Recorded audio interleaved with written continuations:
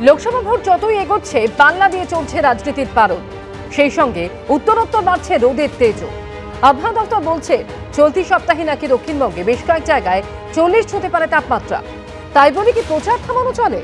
প্রথমবার ভোটের ময়দানে পা রেখে এই নিয়ে যথাসম্ভব সতর্ক তমলুকের বিজেপি প্রার্থী। প্রাক্তন বিচারপতিকে হাতের সামনে পেয়ে খাবার দাবারের এলাহি আয়োজন করছেন দলের কর্মীরা। কিন্তু আপাতত রসনা বিলাসে কিছুটা সংযত অভিজিৎ গঙ্গোপাধ্যায়। শরীর ঠিক রাখতে শুধুই ভাত ডাল ভাজাভুজিতেই সীমিত রাখছেন নিজেকে।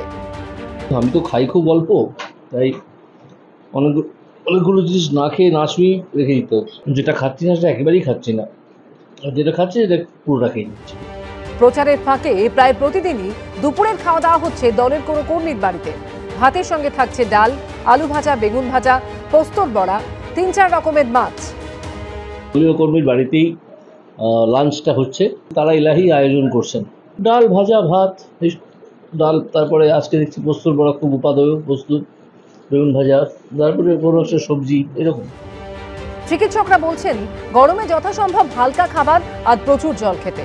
সামনে বড় লড়াই, তার আগে নিজেকে সুস্থ রাখতে সেই পথেই হাঁটছেন তমলুকের বিজেপি প্রার্থী। বিজন চক্রবর্তীর রিপোর্ট, এবিপি আনন্দ, পূর্ব মেদিনীপুর।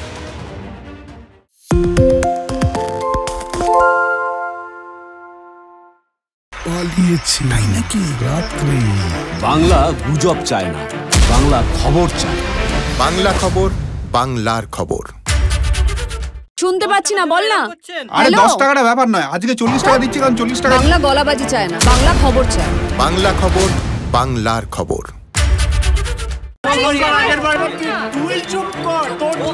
বাংলা ঝামেলা চায় না, বাংলা খবর চায়। বাংলা খবর, বাংলার খবর।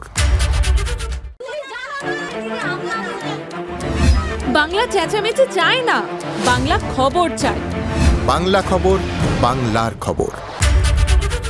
আরে চাটা দে। এই আমার একটা চা দেন। কি হলো আমারটা? বাংলা পক্ষপাত চায় না, বাংলা খবর চায়। বাংলা খবর, বাংলার খবর।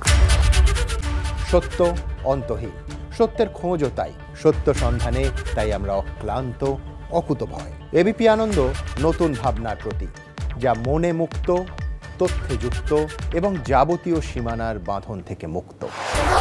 সীমা না শব্দটির মধ্যে লুকিয়ে আছে মানা শব্দটি, যেন চোখ রাঙানি এক অদৃশ্য ব্যানাজার, যা আটকে রাখে আমাদের এক ছোট্ট গণ্ডির মধ্যে। একমাত্র সঠিক খবরই গড়ে তুলবে এক মুক্ত সমাজ। সেই জগৎ গড়ার লক্ষ্যে কোনো সীমানার ঠুকুটি আমরা মানব না। এবিপি আনন্দ এগিয়ে থাকে, এগিয়ে রাখে।